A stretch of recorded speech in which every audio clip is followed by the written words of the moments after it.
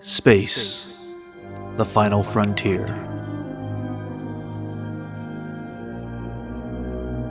Join us for a bold conversation. Our prime directive? To recap our favorite Star Trek shows, both new and old. To engage in debate about all things Trek. Prepare to energize with phasers set to stun.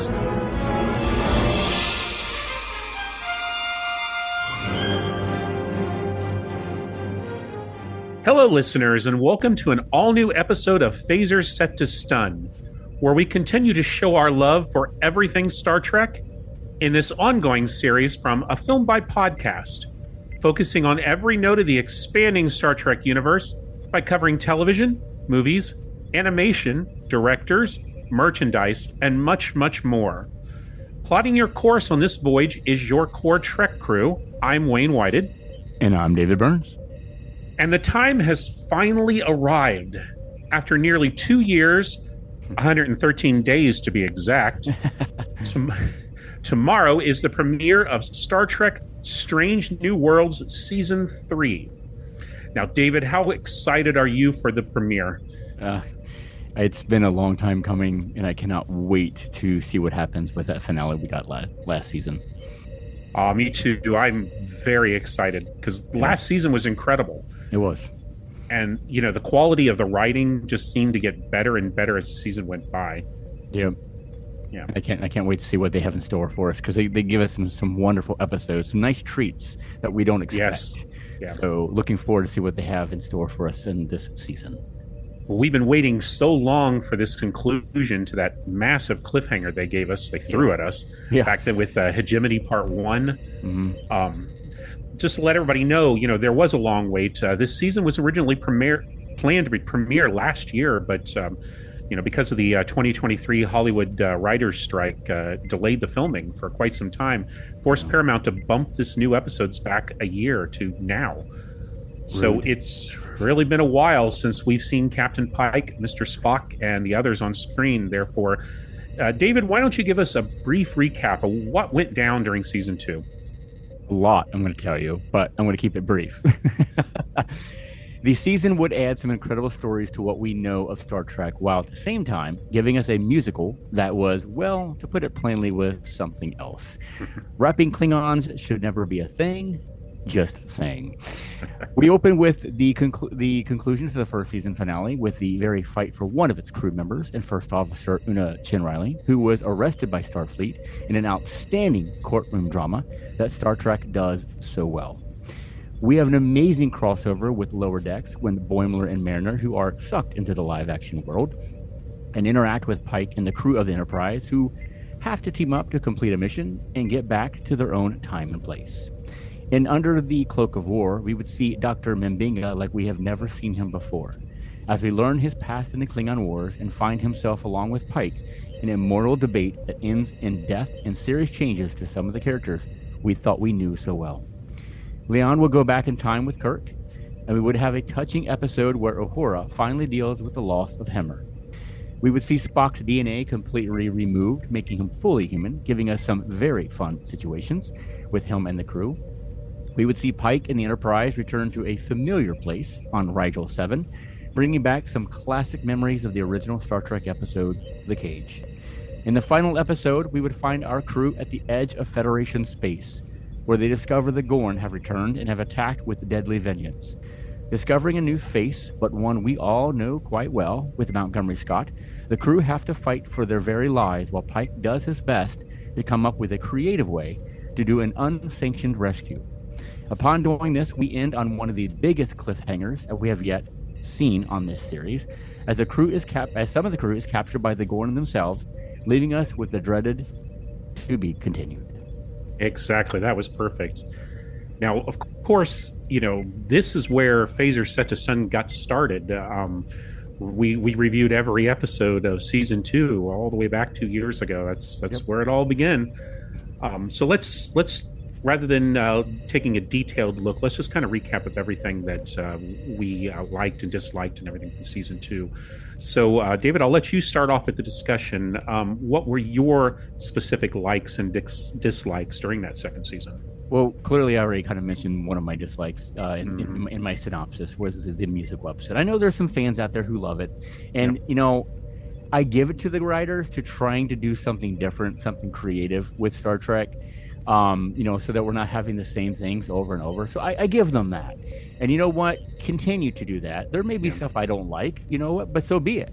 That's the way it is. We all can't like everything together. It'd be a boring freaking world.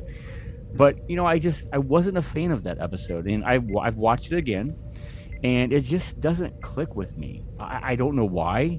I mean, Wayne, I've never been a gigantic fan of musicals, but they have come on to me over the years. Yeah. Where I do appreciate them, and I do like some of them, but this just didn't work for me in this world. Mm-hmm.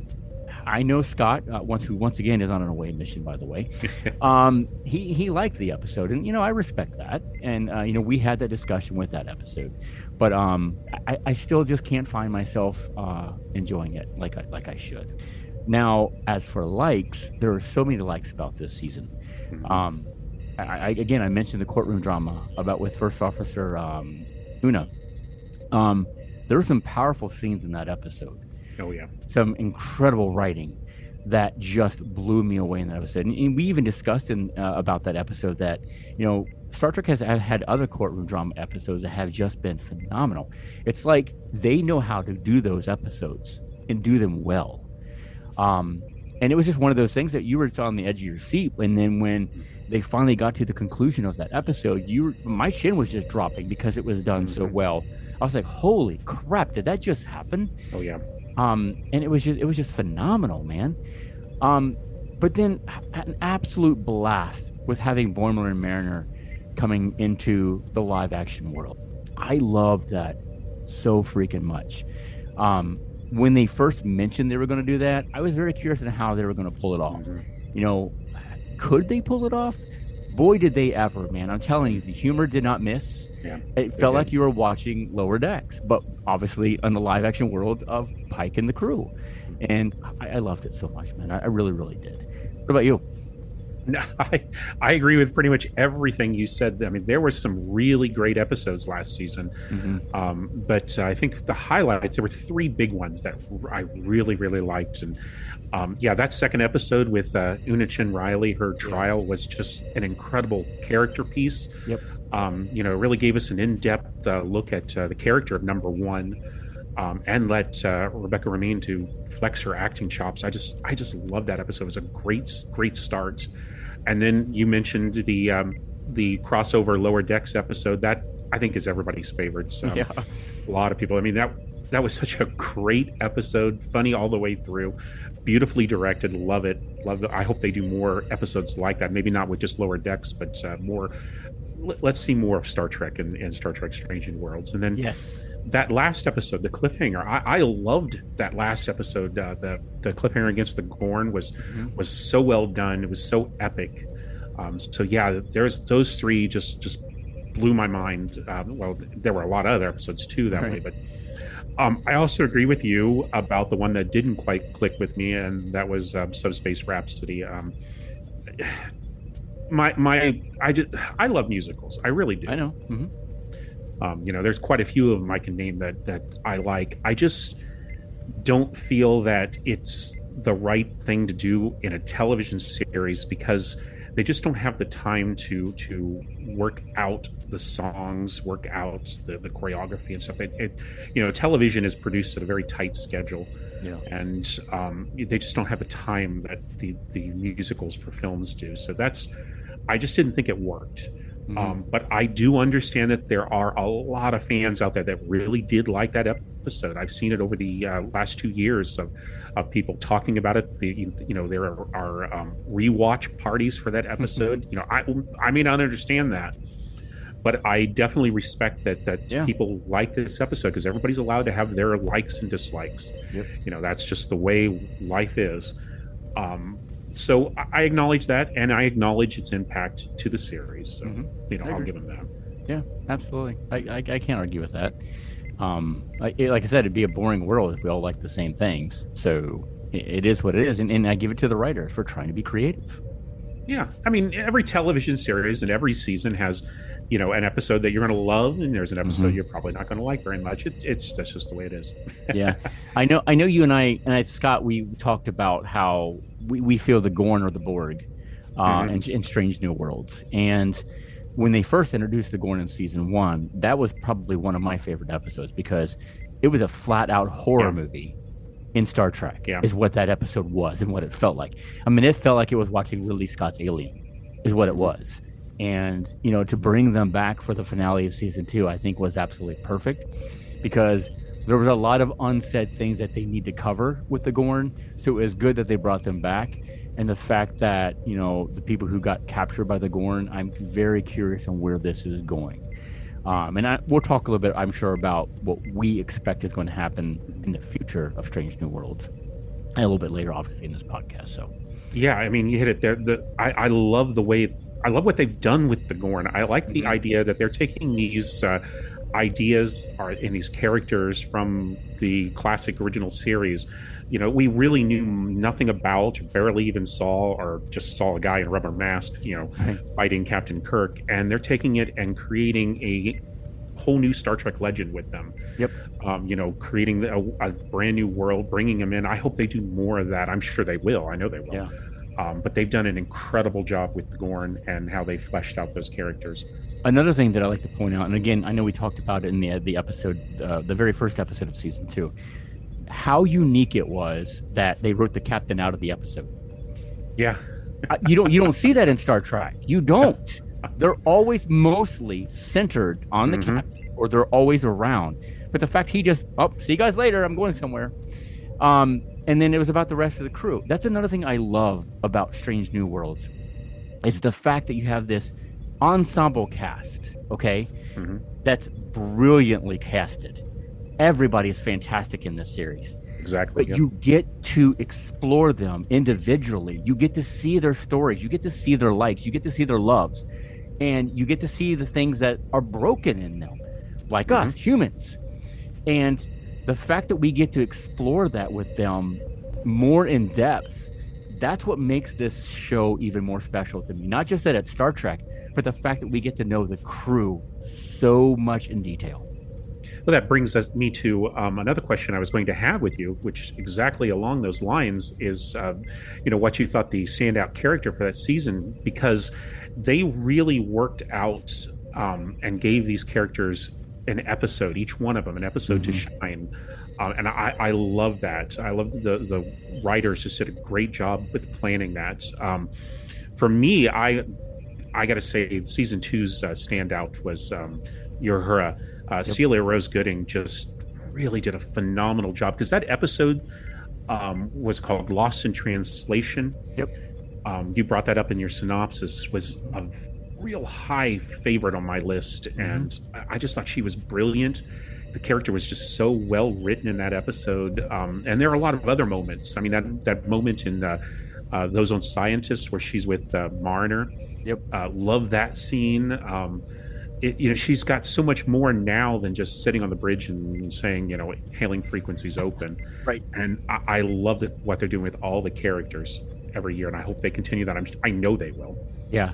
So I'm exactly with you on this, Wayne. I absolutely love Uhura, and that's why I pointed it out in my synopsis, because that episode was just written so well for Uhura.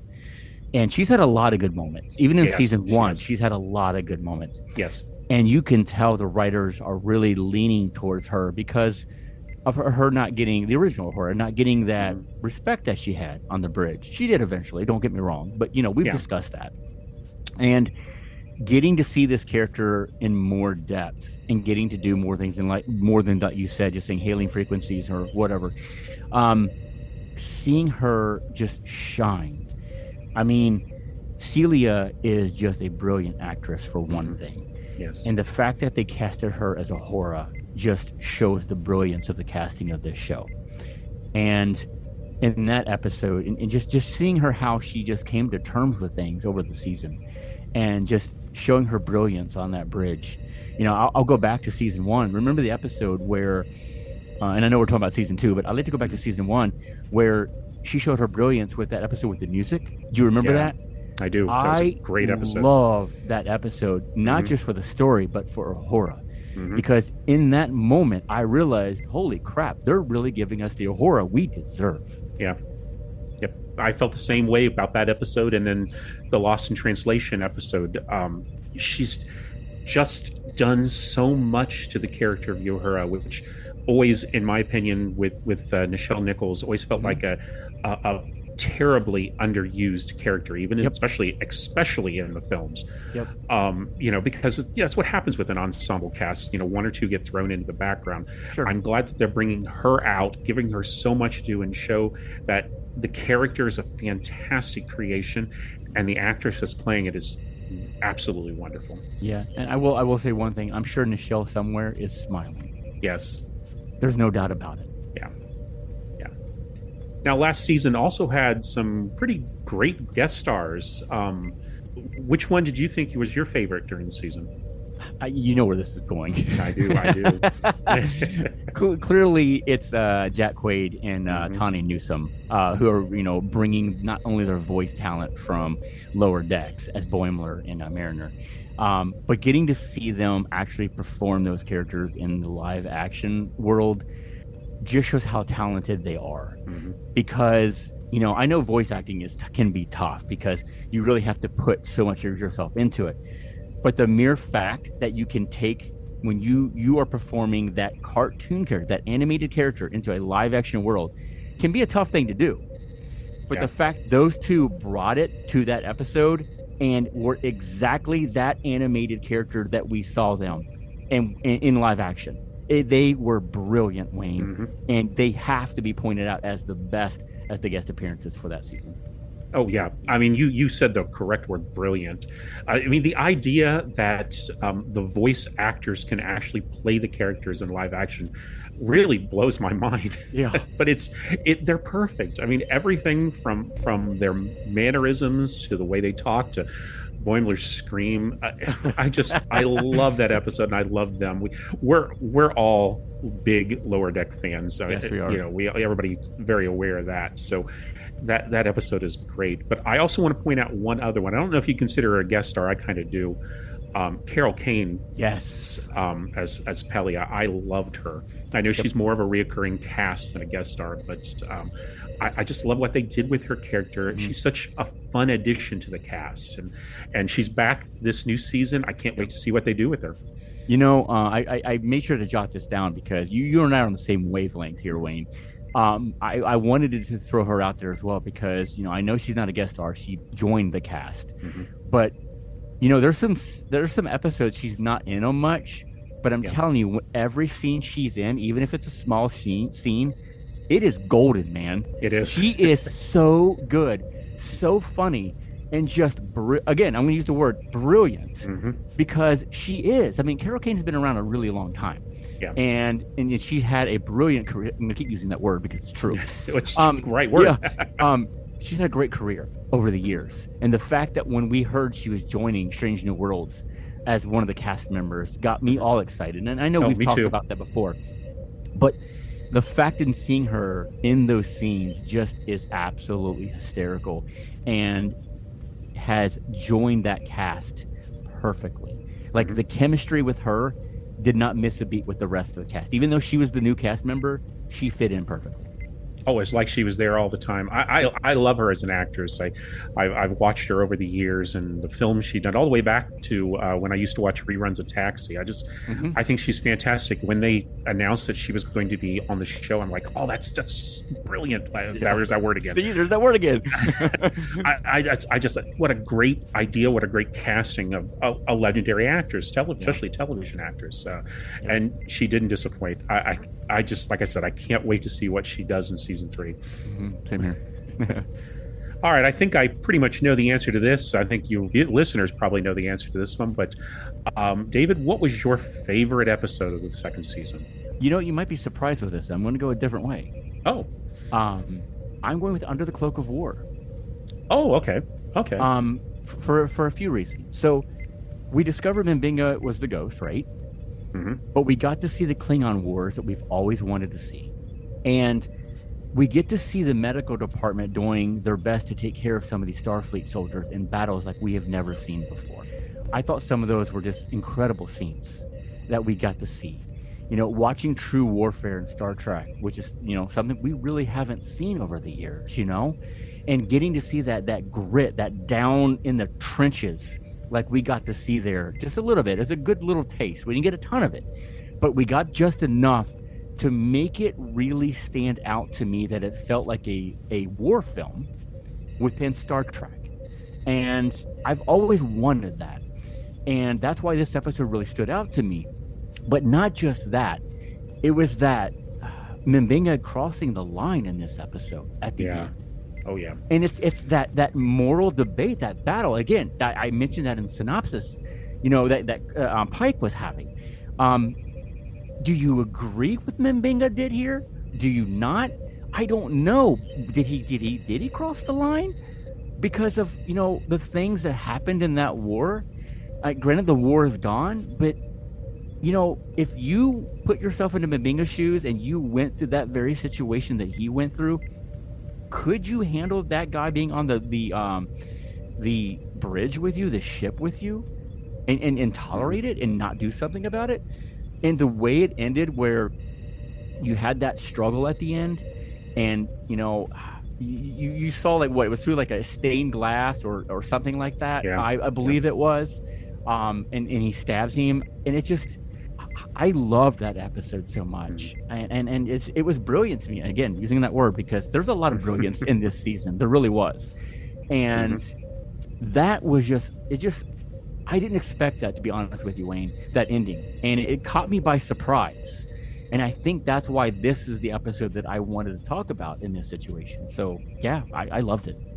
Yeah, I had a hard time choosing, and that was because that was one of my top episodes. That was probably the episode that was definitely the most dramatic, most thought-provoking of the entire season. And because the ending, they did it on purpose. They left that not exactly open, but open to your interpretation and your feelings, exactly how you felt about that. And I love that. I love the warfare.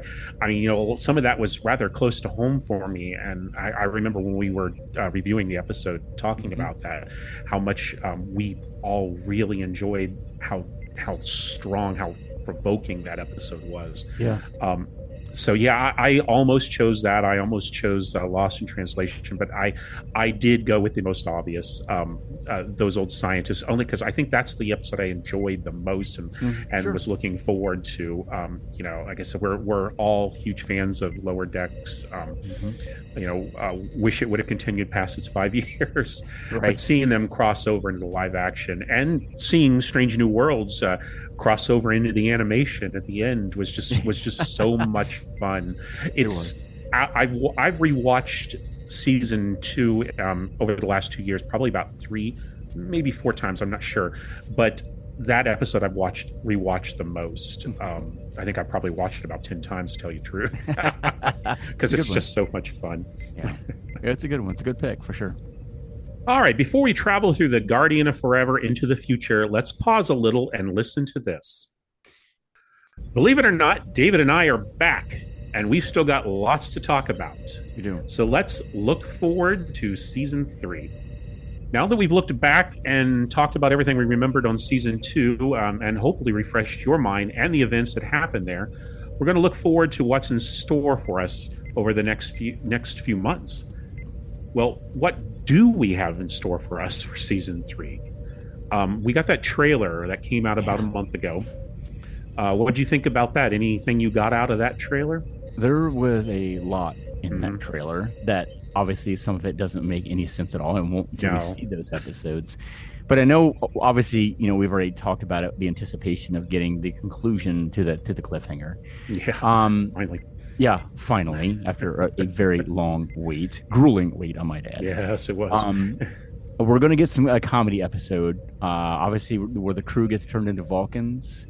I think that's going to be kind of interesting. I know Patton Oswalt is playing a Vulcan. It might even be that same episode. So I'm very curious about that. Is that who he's playing? He's playing a Vulcan. I didn't know Yeah. that. Yep. Interesting. A murder mystery episode. Yeah. I think I got out of the trailer. So I think Yep. that's going to be the weird episode that we get this season. Kind of like the musical was. This one might be that episode. I don't know. Yeah, there were scenes of them dressed in look like 1940s or 50s outfits and something like that. I'm Yeah. assuming it's that episode. That episode's also directed by Jonathan Frakes. Yes, which is another reason why I'm looking forward Yeah. to that. And then the one that's got me very curious is the crew's being forced to go completely analog. Okay, did you see when Palia was like hooking up a phone in the trailer? I think I missed that little bit, but I know what you're talking about in terms of and I guess they have to go analog for some unknown reason. I don't know what happens to the ship, but clearly they have to do something in order to keep their communication going. So I don't know. It seems very interesting, but a lot happened in that trailer that I'm like, what is going on? Yes, a lot of things flashed by really quick. Yeah. I caught there was glimpses of some sort of lush green world being attacked. I did catch a really quick shot of a Klingon. Yeah. There was that pep talk between Kirk from Pike, which looks like Captain Kirk is having to take over command of the Enterprise for a brief time. There was a huge ground firefight and lots of Gorn ships, which I'm presuming that's from the season premiere. Yeah, I think so. And then, of course, we got the return of Montgomery Scott. Woohoo! Very excited about that. Yeah. So, what do you hope you see this season? I'm hoping that we get to see. Do you think Montgomery Scott's going to stay? Do you think that once the cliffhanger is done, so the first episode, do you think he's going to stay on board the Enterprise? Or do you think he is just going to go away and then come back later? But I'll let you answer that in a little bit. I don't know if we're going to get any more of the original crew members this season, like McCoy or Chekhov or anything. I think they're going to pause on that a little bit. And we're going to get that probably season 4 or even season 5, which we know is going to be the final season of Strange New Worlds. So I don't want them to be in a rush to that. I'm excited. Don't get me wrong. I do want to see that, but that we know that Enterprise, that we want to see this crew.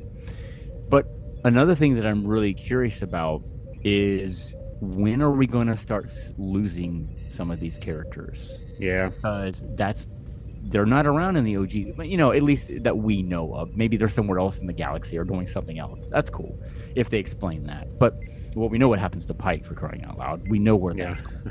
But some of these other crew members, we don't know what happens to them. So when is that going to start happening? I'm sure it probably won't be this season. It'll probably be, start heating up in season 4 and season 5, which I believe, by the way, did they just finish season 4, didn't they? Filming it? Yeah, they've finished 4, and I'm not sure when they're supposed to do to film season 5, but it's not that far off, I don't think. Yeah, I don't think so either. But it's good to see, Kirk being in a little bit of a command role, because we obviously know where that's going and that's coming from. But I'm excited to see more of diving down into getting to know these characters even more, because, again, we're going to go back to talking about how it's an ensemble cast. We get to know so much more about them. And I think this episode, we're going to get the very first episode, I think we're going to get some more of that for sure. For definitely Leon, because remember her history with Gorn, and she got captured by the Gorn in the finale of season 2. So what's going to happen there? Surely they're not going to write off her character this quick. But then again, look what they did to Hemmer. They're like, see you later.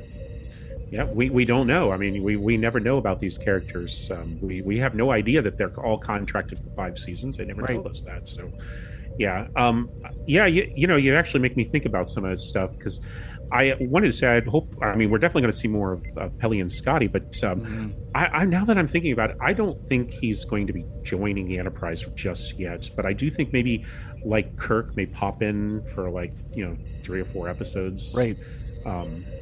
But what I really do hope, and I'm sure they will, is that they continue that trend like they did last season and use the episodes to focus on each one of those main and secondary characters and give them their times to shine again, because we want to see more of all of them. Every last one of them are fantastic characters, fantastic actors and actresses, and there's still a lot more to explore with their characters and the story. I also hope we see more of George Kirk. Yes. Oh gosh, yes. I really agree liked with you on him. that. I did too. I really liked him too. And another thing too is I want to see they need to address the ending of the Cloak of War, right? We got to come back to that somewhere, because remember, I forget what episode followed that, but it was like, why did this episode follow Cloak of War? Because of the way that ended. It was awkward. It right? was. Yeah. So I was confused by that. So I'm like, how do you not address what happened at the end of that episode? Well, remember that the character of M'Benga, there's still a lot more to his story. He's one of the few characters that we do know a little bit about. Yep. And that, right now he is the chief medical officer of the Enterprise, but he loses that rank, that position somehow. Because when we saw him in the original series, he's still on the Enterprise, but he is not chief medical officer. He's actually second doctor under McCoy. So what happened? Could we have begun to see, that part of the story? Maybe that's it could be. It could come back up and bite him in the ass. Who knows? Yeah.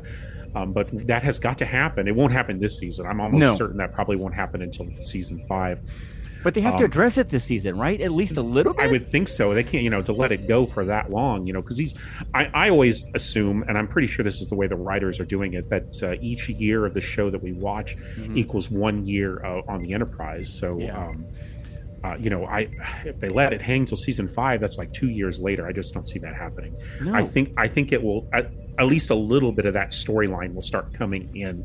They'll probably stretch it out for a few years, but I do hope that they address it and don't just let it hang for a while. Right. Yeah. We also got a few. Another interesting guest star this season. There's Cillian O'Sullivan as Roger Corby. That was a character that was mentioned a couple of times during season 2 because Nurse Chapel was leaving the Enterprise to. That's right. What was it? Some sort of like teaching university program. or something. Yeah. Mm-hmm.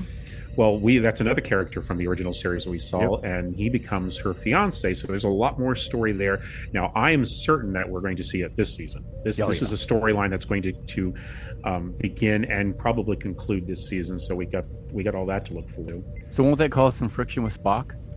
Oh yeah. Well, that's something also I wanted to bring up too, because Spock and Chapel have been kind of an on and off thing, but they've been, let's just say they've been an item. Yes. And they are definitely not an item in the original series. No, not even close. So they're right there is more. There's a storyline that we got to wait to see. Something happens between them, and I think this might be it. I mean, who knows? Yeah. We'll find out. Yeah, you're right. There's a lot of gaps they got to fill in here. I mean, granted, they still got 3 seasons to do it, including this one, but we'll see. I'm curious. And we've got some interesting titles. Have you seen the titles of the episodes? I have. They really make me curious. Of course, we talked about the murder mystery one. It's called A Space Adventure Hour. I love that title. That's great.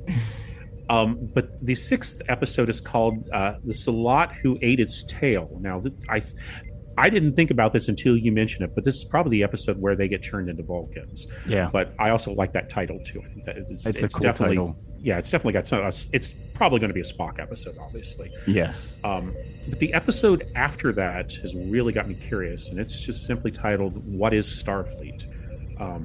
I have a feeling that's going to be a very dramatic episode, in my opinion. But we got a lot to look forward to. Some great stuff coming up, and a lot that we don't know about yet. Yeah. It's exciting because this starts. Was it tomorrow after this episode airs? Is that right? That's right. So that's exciting times that we're finally getting to see this, and I hope we don't have a long. I know since they finished filming season 4, don't make us wait 2 years, please. Give it at least in the spring or in the summer of next year. Come on. Well, let's hope the writers don't go on strike again. Yes, please don't. Because we want to. I know they're going to leave us with some kind of cliffhanger at the end of the season. Who knows what that's going to be? Because they always catch us by surprise, and I'm very curious about how that's going to happen. And another thing that we always talk about this too is I very much appreciate I know a lot of people, there's not a lot of fans out there of Star Trek Discovery, but we have one thing to thank Star Trek Discovery for, and that's the show we're watching now, Strange New Worlds. So and I'm so glad we got it. Yes. Yeah. We wouldn't have had this if it wasn't for Discovery. So very thankful for that. And yes, we at least get, we know Star Trek used to be 7 seasons, and now it's pretty much 5. 5 is the new 7 in the world of Star Trek, I guess, which I'm fine with. 5 seasons is still good. Yeah, I mean, that's with 10 episodes, that's 50 episodes. That's not a bad run today for any television series. That's 50 episodes, 50 hours of Star Trek that we can enjoy over and over again for the future. Yeah, absolutely. Couldn't agree more. And that about wraps it up for this episode of Phasers Set to Stun, our recap of Star Trek Strange New Worlds Season 2 and a look to Season 3. We'd like to open a subspace channel to our listeners and hear just what you thought about this podcast, your opinions of how Strange New Worlds has progressed so far, and of Star Trek in general. Who knows? We might just mention you on a future show. Of course, you can email us at afilmbypodcast@gmail.com. Find us online at afilmbypodcast.com. Follow us on Facebook, Instagram, and X. And if you're looking for more exclusive content or swag, you can join our Patreon and find out what incredible gems are hidden within. Thank you again, David, as always, for joining me and the listeners for a look back at what has come before and what we hope to see in the future. Absolutely. Always look forward to it. The first 2 episodes of Season 3 of Strange New Worlds will be available to stream starting tomorrow, July 17th on Paramount+. If you haven't already done so, go back and check our earlier episodes titled Strange New Wednesdays, where we look at and review each episode of Season 2 of Strange New Worlds the week they originally aired. And please return next week when we begin our review of the new Season 3 on July 23rd with Episode 1 titled Hegemony Part 2 and Episode 2 titled Wedding Bell Blues. It's going to be another wild and fun ride with Captain Pike and the crew of the USS Enterprise. Both of us, along with our fellow crew member Scott Hoffman, look forward to joining you in the future, or the past. It's hard to tell which direction you're going in Star Trek anymore. With what's coming up on new episodes of Phasers Set to Stun. Live long and prosper.